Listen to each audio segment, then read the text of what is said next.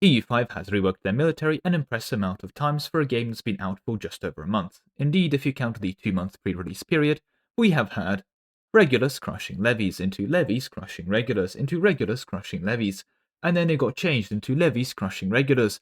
Finally, we had regulars crushing levies, which was balanced into levies crushing regulars, before we finally get to the current 1.0.10 meta, where again we have regulars crush levies, and now heavy cavalry crushes extra hard just for good measure.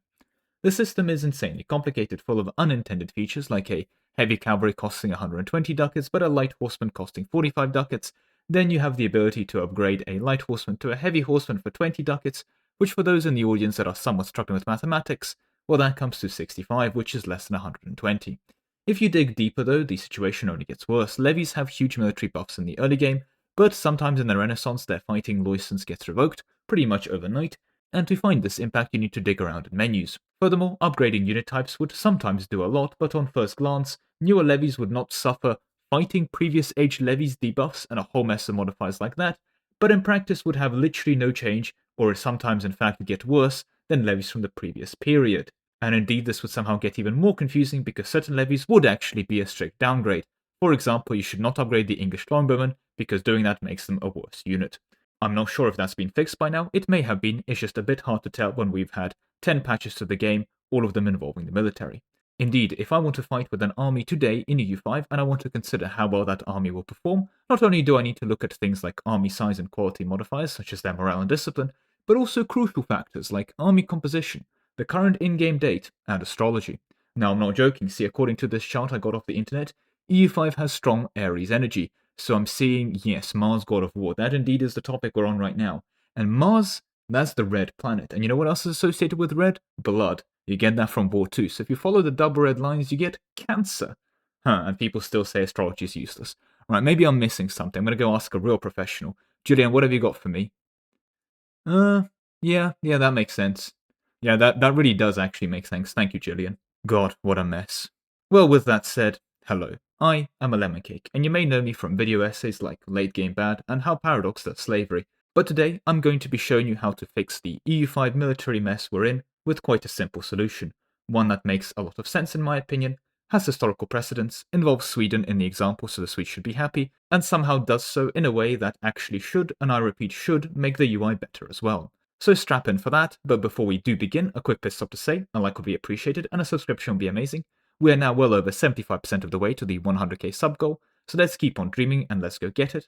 Finally, if you're interested in EU5, which would be impressive given the combat introduction I just gave, or frankly anything else in the Paradox store, well please do use code LemonCake, it does massively help support the channel. But enough self-shilling, I'm here to preach the simple solution, the idea that one man is as wide as everyone else on average. No, seriously, for those currently unaware, levies, if they are under the 1k regiment size, fill up to 1k men per regiment, and once you hit that, you start a new regiment, but you end up with 1k dudes taking up 1 point of frontage, and all is well. The issue is that as you level up and unlock new technologies and you get new units and regiments, their size increases, until in the late game you have one regiment being like 3,200 men and taking up 1 frontage still. This is meant to represent better tactics and positioning and higher levels of drill and organization which allow you to pack people next to each other more tightly in combat, because famously you want to stand as close to each other as possible when you are on the receiving end of cannon fire. Okay, well, it will be a surface level assessment, but nevertheless I think when you look at it in isolation, it's a serviceable system.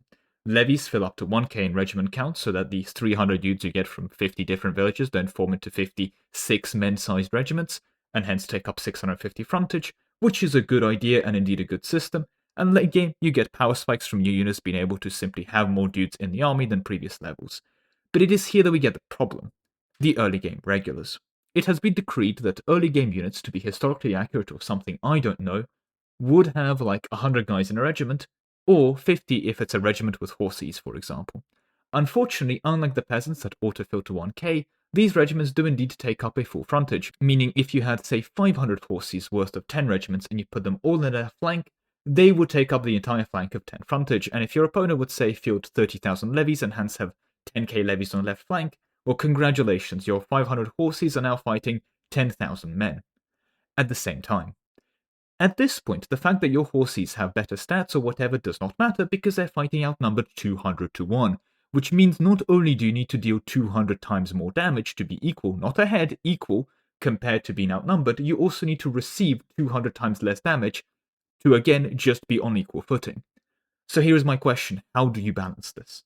Bear in mind, whatever modifier and changes you do will also be reflected in the game as the regular regiment sizes increase, and you should at least in theory be aware that your balance will also affect the game when regulars hit regiment counts closer to 500 and still take up one frontage, but then start hitting endgame regiment size like 3k per frontage as well. The answer is, of course, you can't really balance it, not really, but apart from failing to balance it and leaving it at that, Paradox did try and balance it, and here the problems begin, because they balance it with absolutely insane and ludicrous numbers. Like, indeed, at one point regulars had a massive 75% damage bonus to levies, and they might still have it at this point, it's hard to keep track. And you'd have shifts like levies in one age going from dealing 25% damage to minus 25% damage, and so on and so forth, just over specific hour ticks as you'd get into a different age. And all of this is even harder to understand because we have a constantly shifting sea of secret modifiers on top of shifting secret modifiers, all being applied in God knows what ways, and you can genuinely have a situation where both the age and patch will just change mode of war for you, so you go from Renaissance to Reformation, from version 1.07 to version 1.08, and your levies go from win button to useless in the span of literally an hour, whether an in-game hour of EU5 or a real-life hour because they've updated the game again. Thank you, Paradox. Very cool. So how does making each one guy taking one frontage fix this? And I mean cavalry too, right? Well, we can simplify all those levy percentage modifiers that they're cooking up and remove all of them, and simply have each new age levies have better stats than the previous ones. We don't need to worry about balancing their size, we can just decide, okay, we want levies in this age to be 20% better than the last age, just up their stats by 20%, cool, and we move on with our life. Which also makes it significantly easier to see what each levy upgrade actually does in practice. Now, wouldn't this also make regular armies overpowered? Yes, it would do that, but you know what regulars are? Expensive, very expensive.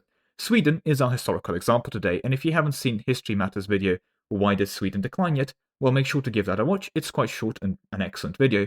But one of the elements explored there is Sweden established a very, very expensive regular army that went around beating everyone up, and paid for said army by beating people up and asking for war reps, which worked until they lost and couldn't afford to keep that army because they couldn't take war reps to pay for it. So to balance regulars being this incredibly powerful army, I think it's fine to have an elite corps of infantry or regulars or whatever, but if you want to make it balanced, don't make them somehow trade equally with levies or whatever. Make them like 50, 100, even 200 times more expensive, like a ludicrous price tag, on these regular standing troops, and increase army maintenance way up, like a lot as well. People would go into wars and recruit new regular units and then disband them after wars regularly in history, and this is something that you don't really do in EU5. It will also help the economy system unironically, because if you're making all the money and winning, well now you'd actually have something to do with that money and money to spend, and because regulars will cost more earlier into the game, this will slow down your own economic scaling. And finally, this is just a bit of a cherry on top, and it's worth exploring its own video as a whole, but in EU5 there's overall a huge lag behind decisions and outcomes. There are some in EU4 as well, and this is present in pretty much every Paradox game, but this is especially true in EU5, where I think, for example, a modifier such as 0.04% population growth is an unironically very non-trivial and powerful modifier, and will eventually be very present 100 years later. But what can you actually do on the spot if you have to make some decisions and you want to win a big war or something like that? Because let's say, in the same example in EU4, I want to win a crucial war. Let's say I'm doing something like Ireland against England and I'm the underdog here. I can hire a discipline advisor. I can go a force limit. I can grab a new Miltech early. And while, yes, the Miltech early still applies to EU5, there are a lot less features we can do on an individual level for an individual war to squeeze out extra performance, and going into crippling debt to hire more regulars that are extra powerful could be one of those things that we can do and help this aspect of the game as well. To put simply, the more I talk about it, the more benefits there are. So yeah, one guy fits into one slot.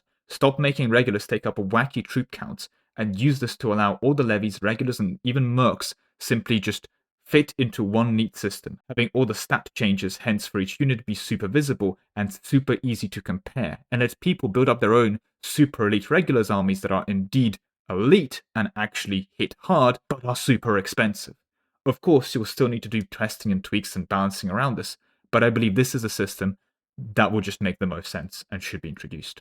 Now, if I was to do YouTube good, I would say, tell me what you think in the comments down below. But first of all, you probably will anyway. And secondly, I already know I'm right. So if you have some kind of argument or defense for the current system, well, make sure you have enough evidence.